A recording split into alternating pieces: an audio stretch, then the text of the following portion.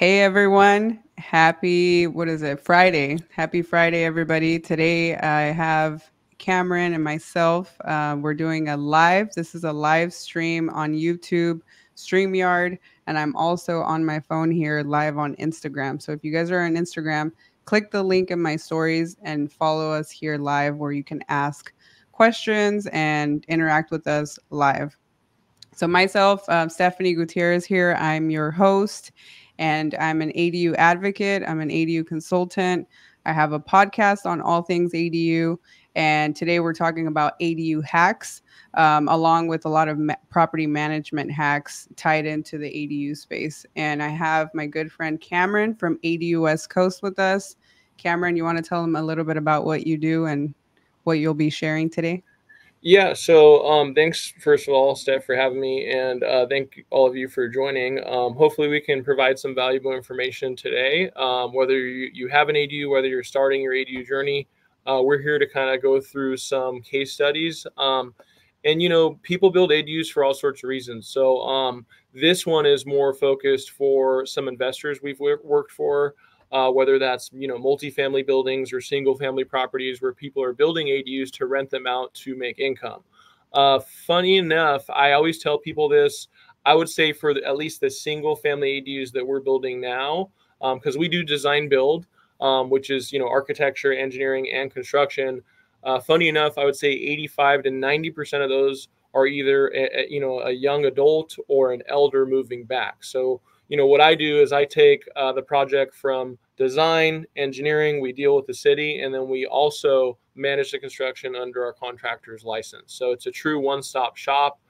That's a little bit info on me, but as Steph said, we'll go through some case studies. I'll talk about the build out, just a little bit about the project, and then she can kind of talk about what rent you could yield for that area, and and so on. We'll talk about appraisals and stuff like that as well. So that's about me. And Steph, do you want to take it back over?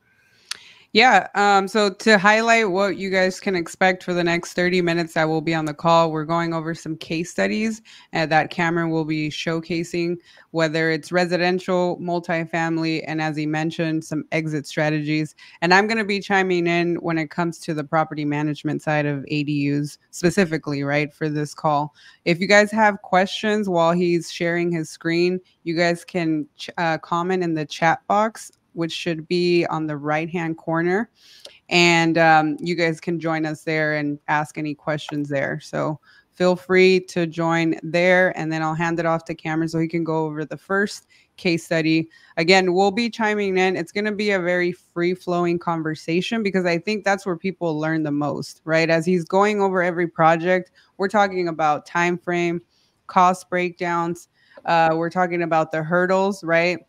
I know that one of the multifamily projects that he's going to talk about, there were some hiccups, right, that came about during or somewhere during the process, and so that's where I think we really learn. Is I think everybody understands what the process is like, and you can Google that. But what are some of the hacks, right, that we can actually share with you guys, and that really happens through a case study like the ones we're sharing today. So I think this first one is residential, Cameron. Yeah, so I'll go through this project here. So this was in Altadena, California. So for those of you that don't know, we can kind of zoom out here, right? It's all the way up. Look at all my restaurants. These are all the restaurants I want to try. But over here, this is above Pasadena for those of you that don't know. Out here, this was, we did this project, I would say, geez, it was one of the first ones we did is when we started our company. So I would say about 4 years ago. And this was one of these old, it was like this house next door, just kind of run down. It was just, I think it came out to be like 700 square feet on the front house. So not only did we build a new garage in an ADU, which is attached, which you can see right here, but we also added square footage and completely gutted the front house. So it was more of a remodel plus ADU. And actually we built this for an investor. So it was more of a flip when they purchase this property. And I will warn you guys, ADUs might not work. Like it might not be beneficial to build an ADU in a flip in a lot of cases. And we'll go through the appraisals and why that is later on. Not only does it take time to go through and get these ADUs approved, which is, if you have a loan, it's going to cut it into that. But as I mentioned, the cost might not always pencil out. In this case, it did, and I'll tell you why. So here, like I said, it was a smaller home. We did a really nice remodel, and then on the back of here, we actually built this garage. There was no garage there. Or excuse me, there was a garage there currently, which we just remodeled it. We added electric EV. And then right here, you can see that's a 400 square foot attached ADU. Okay.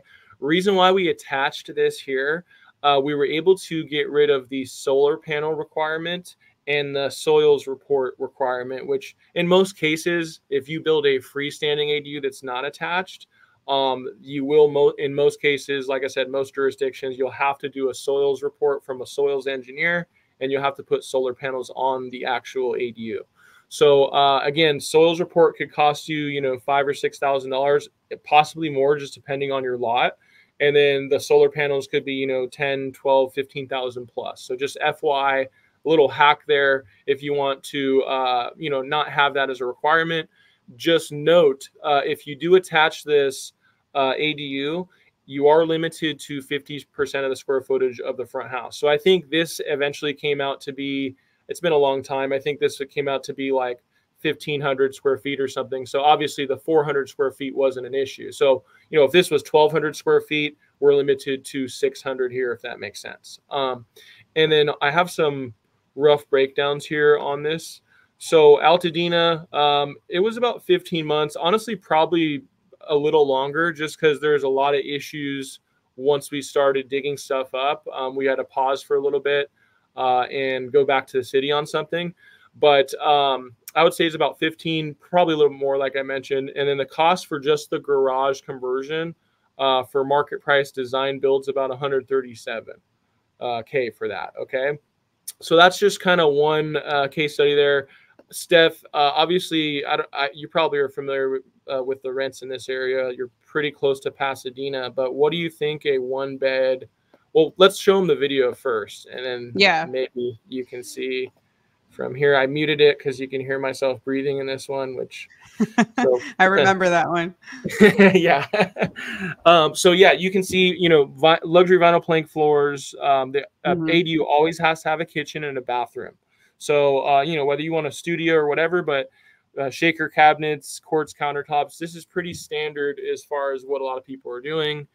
Right.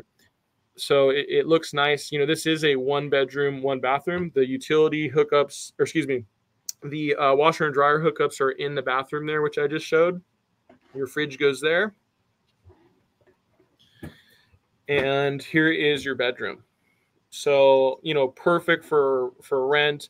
And I think Steph's going to talk about 2 strategies. One is a long-term tenant, which yields a different price than a midterm tenant. And just a heads up, there is no short-term rental, which is 30 days or less for an ADU. That it's a statewide law that they made that illegal. So just heads up on the short-term rental for that. Okay.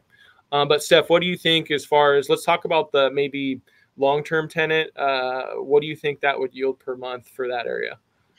Yeah, I'd say for long term, you're looking at, for something that size, anything under 500 square feet, you're probably looking at 2,200 to 2,500, right? It's pretty pricey up there. And that's anywhere in LA County, Orange County. The rentals are pretty much the same at this point with the rents being so high.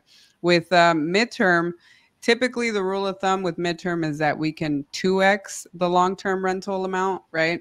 But one thing that I've noticed in doing a couple of the midterms is making sure that you factor in some of the costs, right, that you're taking on for midterm rentals. For example, one would be furnishing the unit. You have to allocate some money towards furnishing the entire unit if you're going to do the midterm rental strategy.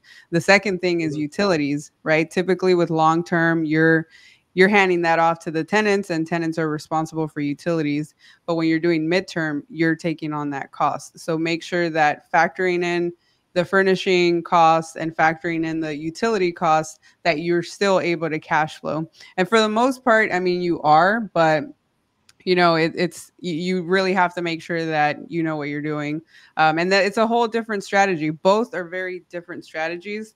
I would say for long term, you may want to consult with the property management company if you don't have property management experience, right? And same goes for midterm. You may want to work with the co-host management company that does that, and I do both, so you know I can help you navigate through both.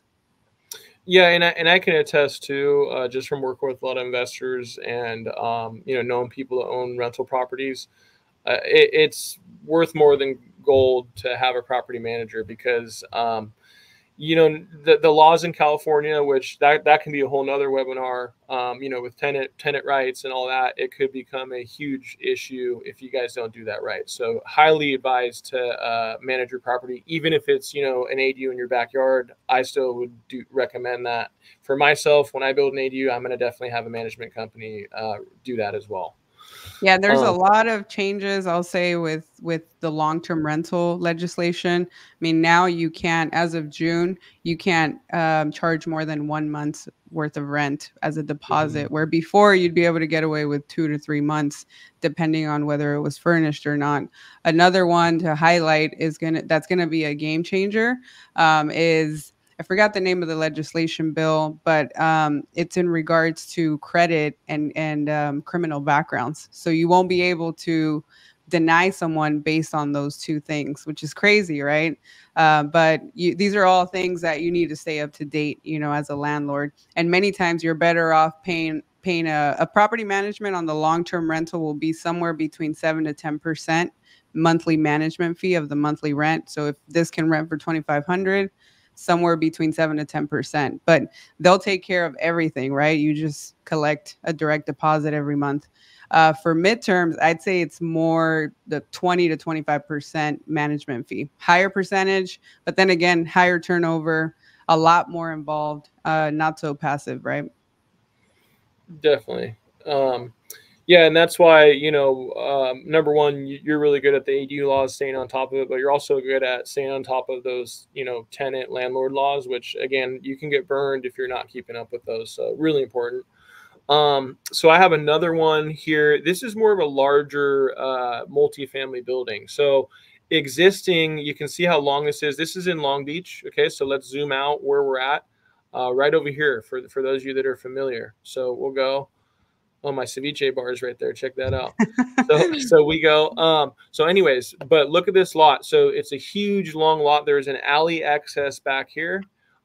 This is a total of 16 units, and you can't really see from the map, but back here is, I believe it was 5 garages, and there's units above the garages. Right here, it's all apartments, 2-story, and then in this area, you can see this little square right here. This was 3 garages below, and then 2 units above there. So what we did on this project, for those of you that don't know the rule with multifamily, it's 25% of the existing unit count at a non-livable space that you can convert.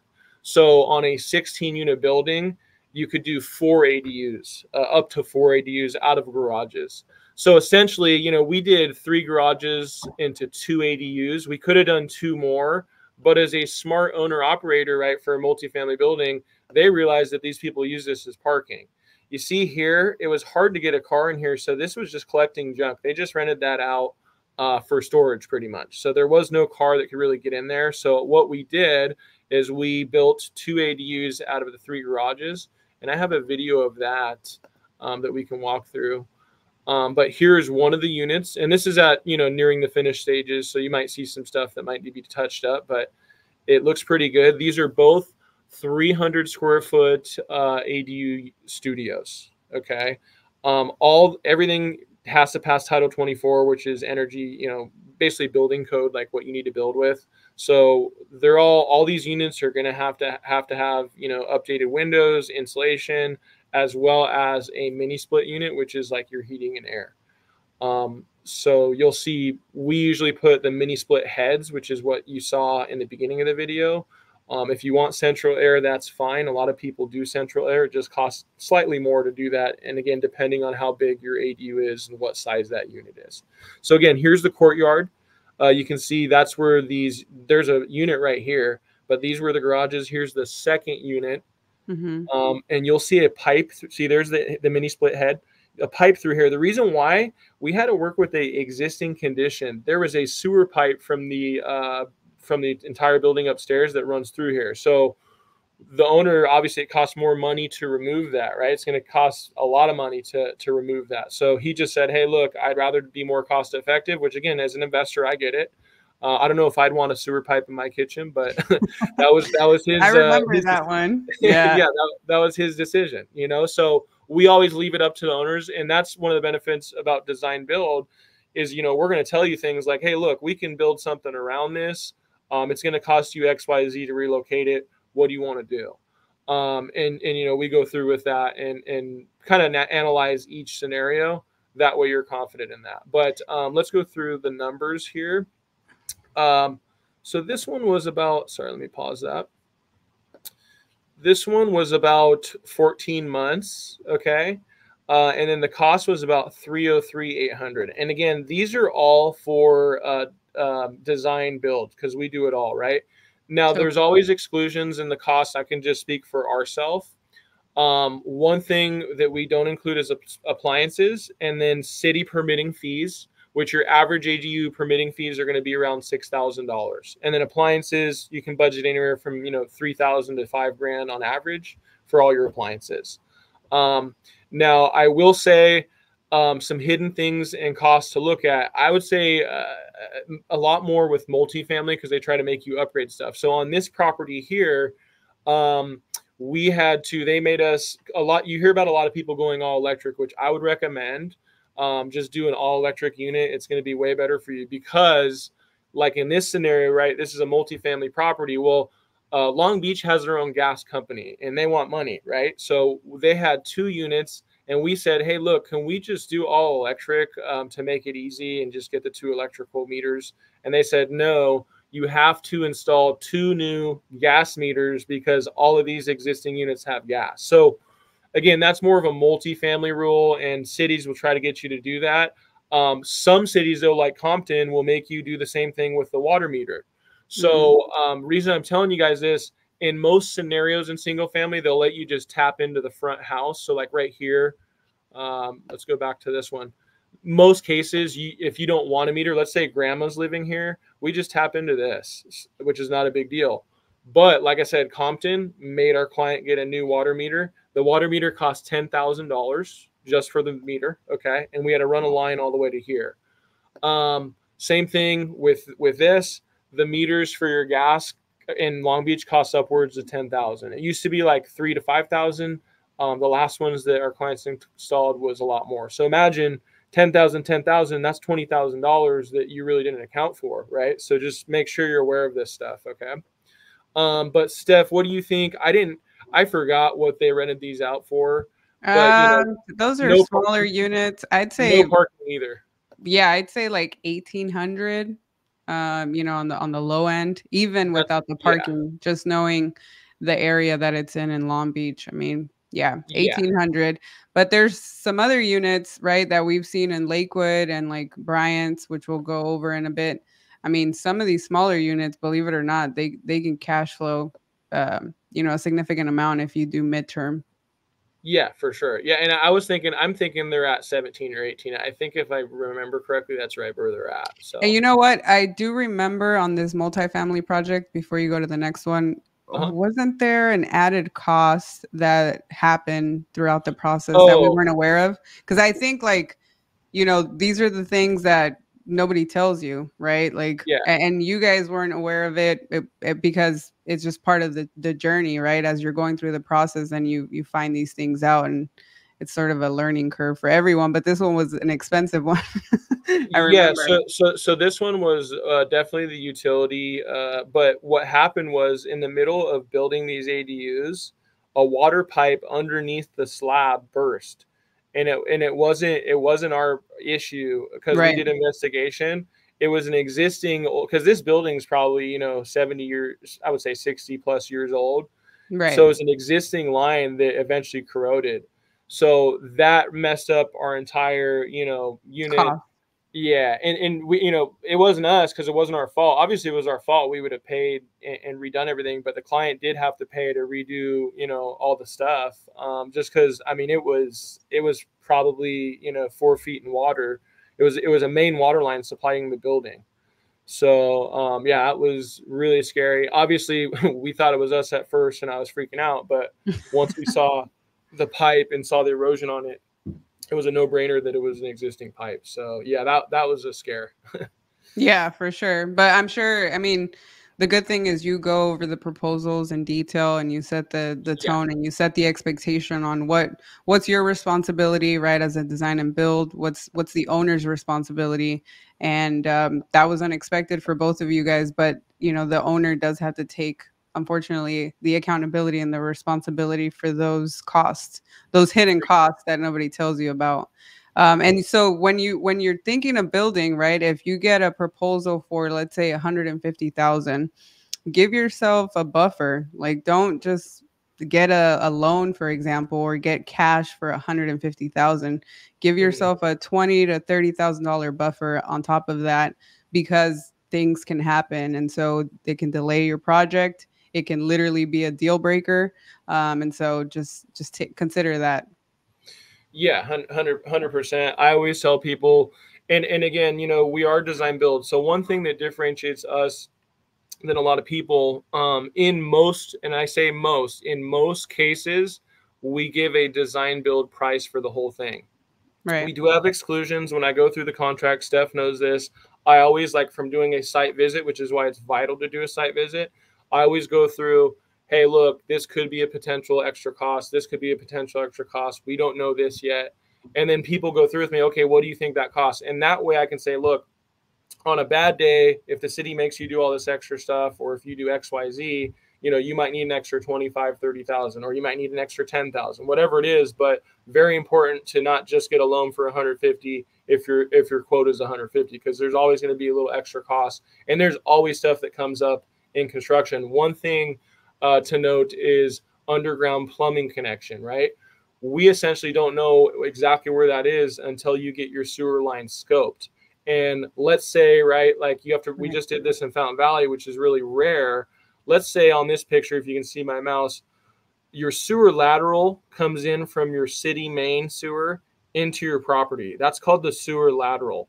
Well, in Fountain Valley, that was pretty much about it, it was done. So we had to replace that. There's no way as a construction company I could have known, when we signed the design build contract, which is doing a visual inspection, that was there. So I will tell you, hey, look, once we get the line scoped, if there needs to be underground upgrades, that's on the client. Again, it's very rare, but again, that's something that we go over with you.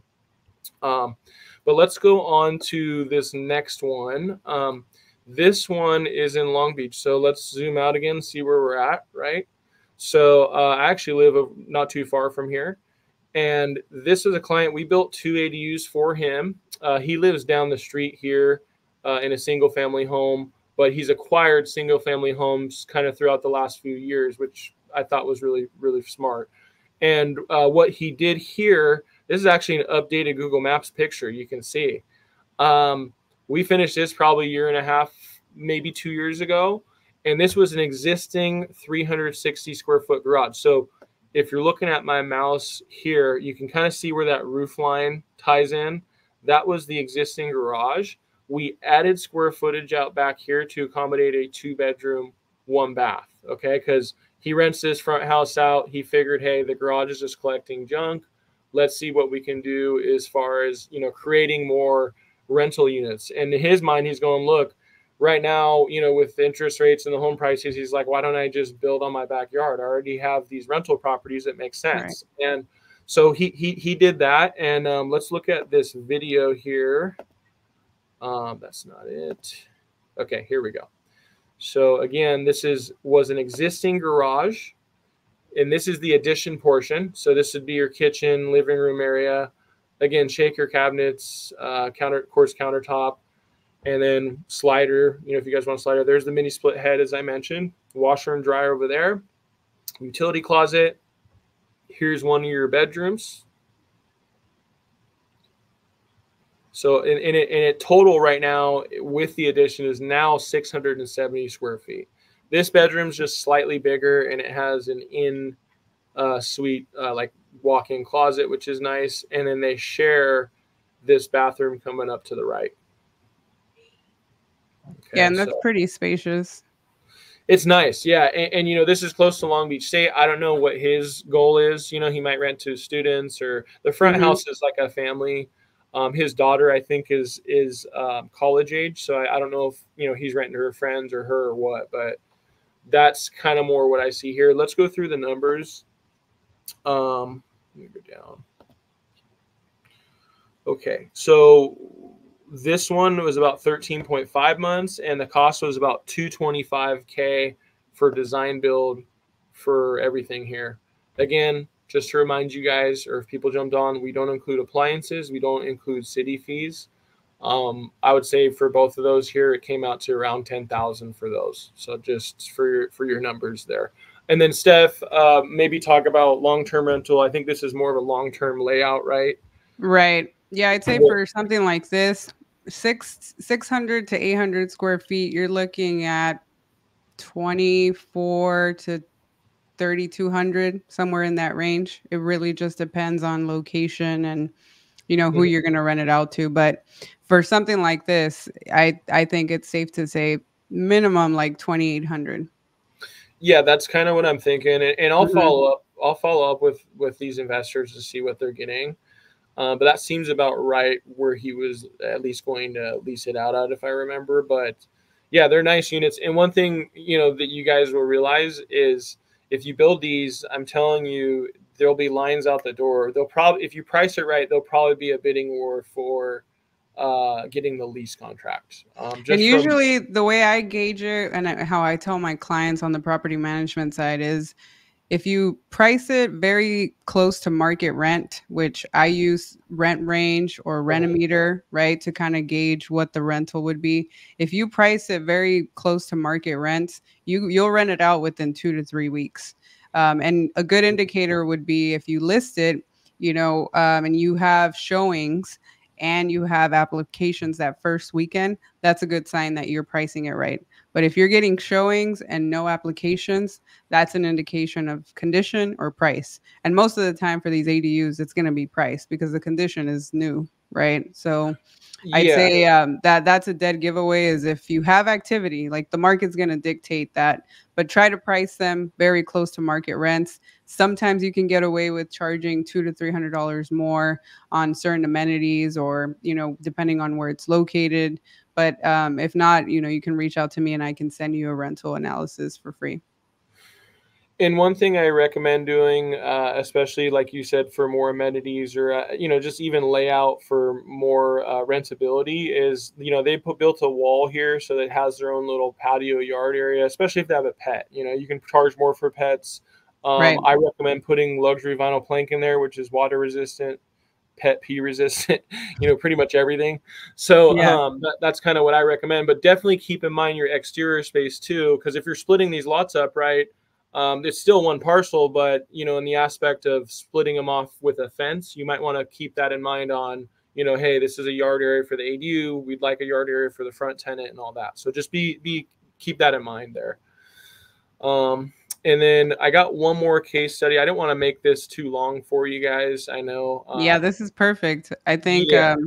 the main thing is giving people time frame, cost breakdowns, and some hacks in between, which I've mentioned a couple on the tenant screening side of things, on the management side, and all of the other hiccups in between. And as you guys can see, these projects are not taking 6 to 8 months, which is why, to Cameron's point, it's not a strategy that can be implemented for flippers, right? You're not going to flip a property within 2 months. Although I did hear that in the Valley, like San Fernando Valley, you can get approval for JDUs in 3 weeks or something like that. So if like you can Yeah. do that in certain counties and you understand the strategy, then maybe it's something you can do and sell off the property with plans approved or whatnot. But either way, the build out itself is going to take a while, right? And right now in this type of market that we're in, it's very interesting. It's not something that you can flip, build ADUs and flip. For sure. Yeah, I would say, most of these are for family members, like I said.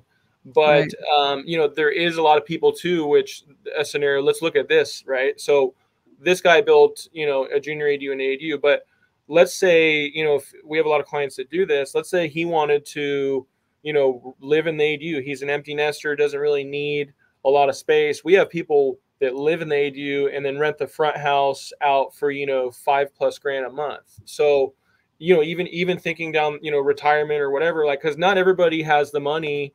I mean, who has the money to go buy an apartment building like this? You know what I mean? Like, even with investors, you still need a certain amount of capital. It's just not really feasible to go buy apartments and do that. So, but a lot of people do have equity. They do have single family homes, and it's like, hey, if I can create my own little apartment complex, kind of like this one here, Right. why not? If I have the means to do it, if I've owned this property for a while, and if Stephanie can help me out with funding and all that stuff, why not? And that's kind of our goal here, is to make you think outside the box, and hopefully help you guys out someday with if you decide to do this. But let's get going on this one. So this one's really cool. It's actually one that Stephanie knows him really well.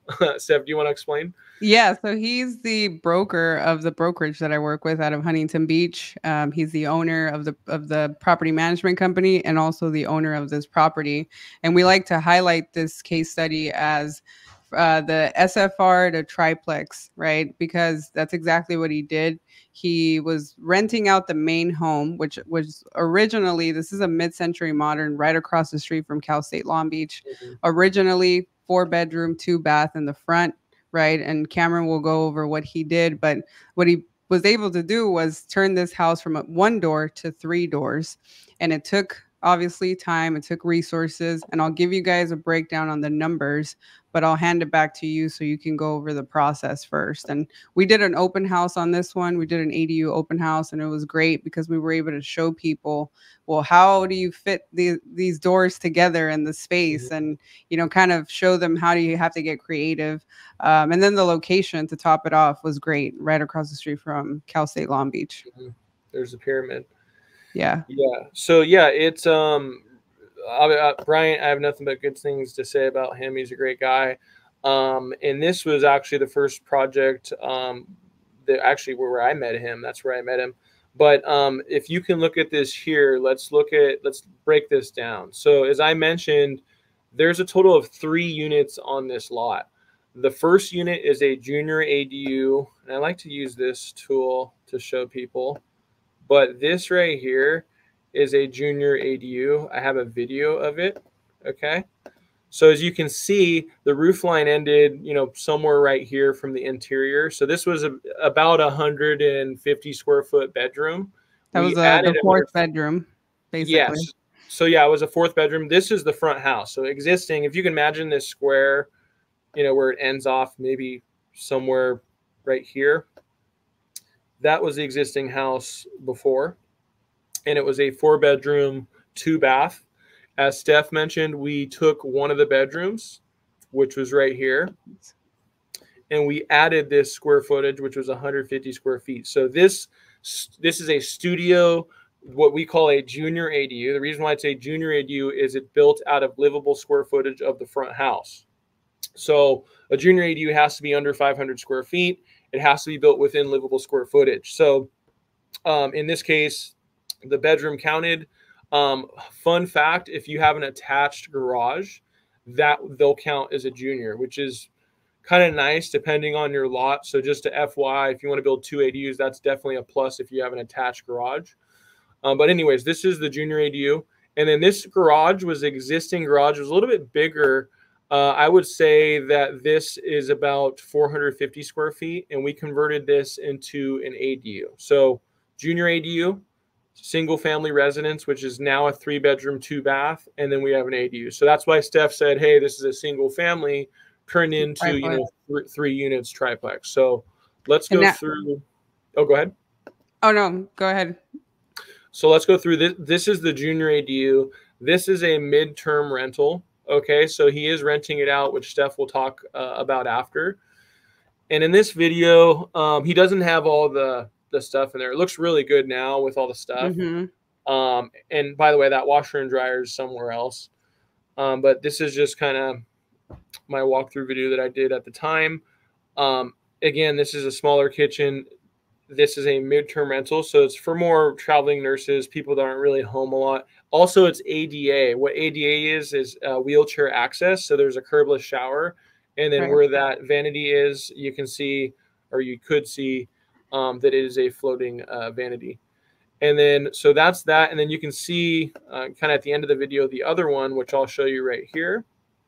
So this is the garage. So what we just watched was this portion. Now we're going into this portion, which is the existing garage. Let me close out here. And then, so this is that side. And this is a 1-bedroom, 1-bath ADU. Again, we didn't add square footage. We just built this out of the existing garage space. Washer and dryer in the bathroom. And then we got our bedroom here.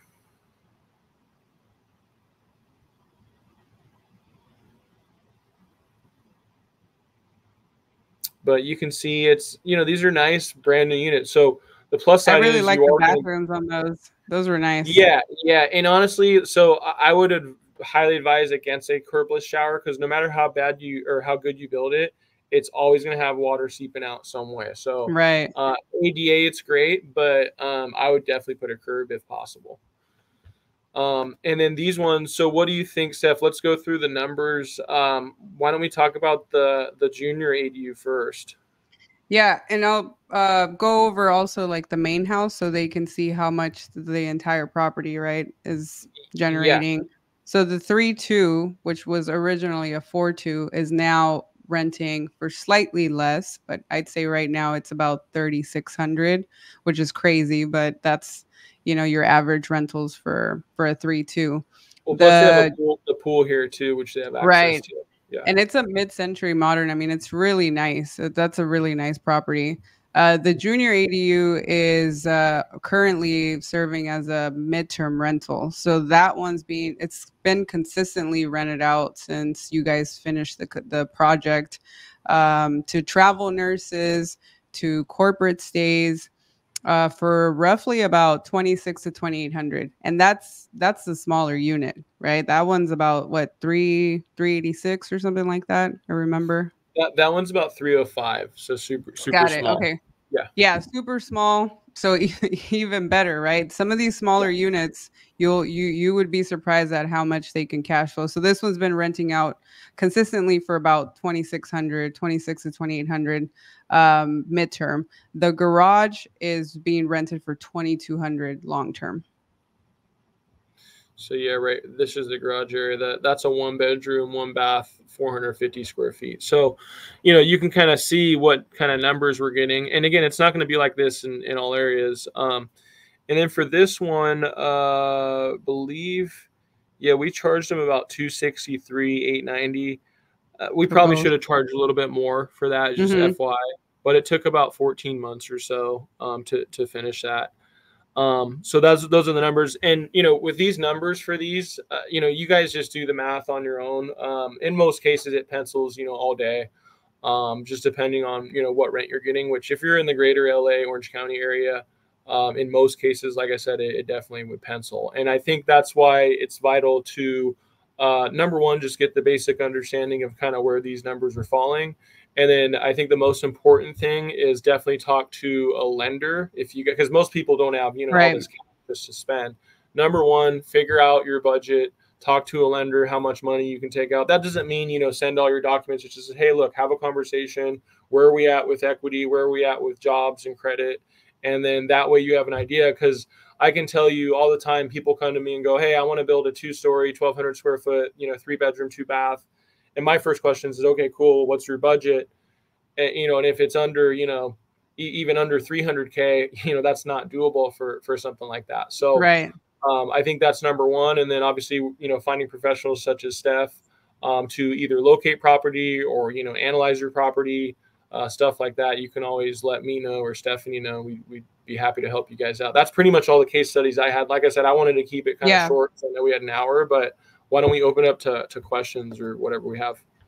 Yeah, and I'll add to the evaluation piece because I had a consultation with somebody yesterday and I was answering all their questions, but their main concern was, well, how much is it going to be worth after the build out? And it's not Yeah. as easy as comping it out, just like you would a single family home, right? You're going to comp it with anything within half a mile that's similar to that subject property.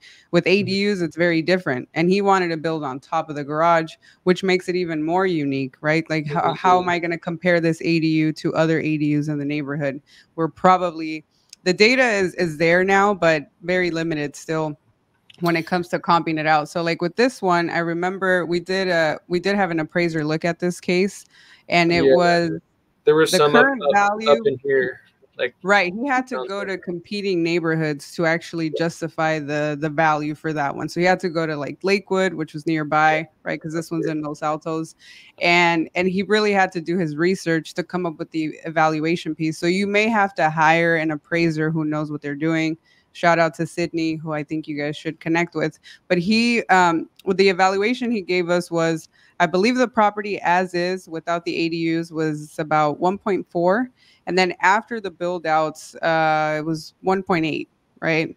And so if you do the math on, the evaluation after the build outs and what they spent to build them, I mean, the equity was there from the get go. And that may not be the case everywhere, right? Because if you build an ADU in Compton, for example, you can't expect to build an ADU for 300K and then have a valuation of 300K a year from now. What I tell people is, it's still a great play. It's a long-term play when it comes to forced appreciation. Like the value is Mhm. going to be there, right? But you can't expect to spend 150 to 300K and then have that same evaluation within the next year or so.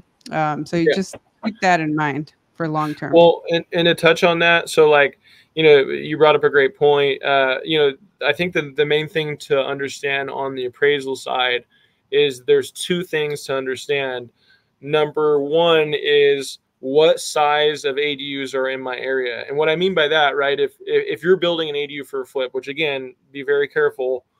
If you're building, let's say, 1,000 square foot ADU in the backyard, let's say one of these, right? You're building 1,000 square foot ADU, but all the comps in your neighborhood are only showing 600 square feet and under. You're not going to get the value because your ADU is overbuilt for what shows on the data. The second portion of that is, if like here in Long Beach, there's ADUs all over the place. In LA, there's ADUs all over the place. There's no problem finding a comp for an ADU, especially at Hmm. this point. The more we do now, let's go down to like Lake Forest where we've done one.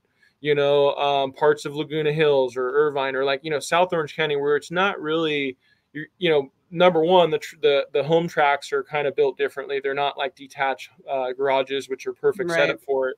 Number two, these are just different communities, so you're not going to find like a bunch of ADUs over here. You know what I mean? So just be aware, number one, what sizes are these ADUs that are selling in my neighborhood with their homes? Because you can't sell ADUs. I mean, you can, but the city has to opt in. So how many homes are selling with ADUs? What are those sizes? And pretty much just look in your general area. That's pretty much just it for that. But Steph, did you have anything else, or do we have any questions? Yeah, I'd say once the cities opt in to be able to sell these ADUs, then at that point, not only is the cost to build them going to go up, but the Yeah. evaluation will go up as well, and they'll get the value that they deserve. But right now, we got to do a little bit of extra legwork to get that value. I don't know if we have any questions with the people that are here in our call, or maybe anybody watching us live stream. Mauricio was in the call, and I know he had some questions, but maybe the people who are here now, if you guys have any questions, feel free to type them in the chat, which is on the right hand side. And if not, I mean, this has been recorded live on YouTube and it'll stay there. So if you missed it, you can go back and watch the whole thing. I think we've probably answered a lot of your questions, right? It was, how much is the average cost to build these? And these prices are very accurate with SoCal numbers, right? Specifically LA County.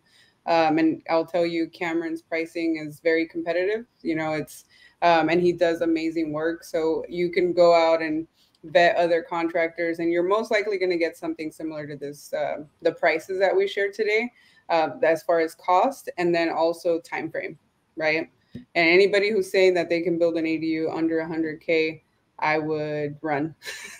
Grab your money and like run, because yeah, you have to vet the people that you work with. And then when it comes to management, if you guys have any questions on the property management side, maybe you started your project already and you're getting close to completion and you want to rent it out and you don't know what you're doing, reach out.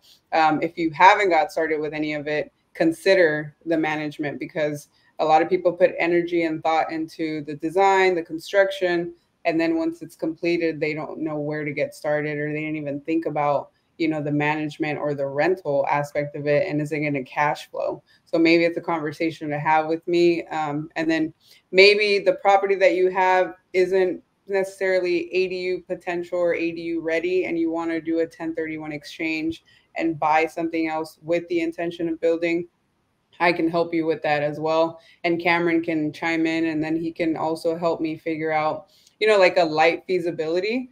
So let's say there's a property that you want to buy and you want us to take a look at it. We can do a quick analysis for you and kind of give you a heads up on certain things that you may want to consider before submitting an offer, before buying it, right? So just having people in your corner, and we just want to be a resource to you guys. And yeah, hopefully this was helpful. So I think we'll end it there. I don't think people have questions, but if they do, reach out to me directly or Cameron. And Cameron, you guys can reach out to him on Instagram at ADU West Coast, or what is your email or phone number? Cameron at aduwestcoast.com. And I can put it in the chat here as well. Yeah, that works. Perfect. Awesome. Well, thank you guys so much. Thank you, Cameron. I appreciate you. I think for announcements, I'll say we got a couple things coming up. There's the IMN event happening September 10th. We're going to be speakers, both Cameron and I. If you are going to be in Dana Point and maybe you want to stop by and check out this event, it's going to be very residential, but mainly multifamily operators in that space that will, we have the honor of being able to speak in those stages with other people in multifamily, but our specific niche of ADUs. So we're going to go learn a lot, but we're also going to share a lot of what we're doing and, keep helping people. So we'll see you guys soon. Thank you so much again. See you later, guys. Thank you.